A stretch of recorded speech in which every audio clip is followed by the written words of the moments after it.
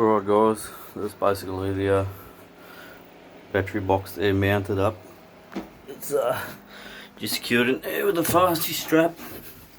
It's pretty sturdy there, it's not going anywhere. And there's some plugs on the side here. And basically I'll drill a hole in that cavity there and bring the cable down the edge here.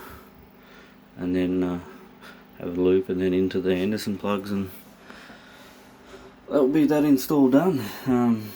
Yeah, it's sort of taking up a bit of room, but I haven't been able to really think about a better way of doing it without forking out a shitload of money.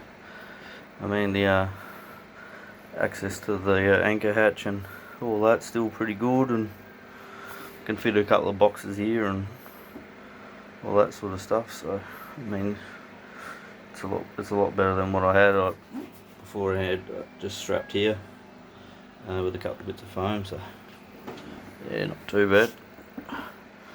We'll see how she goes. Cheers.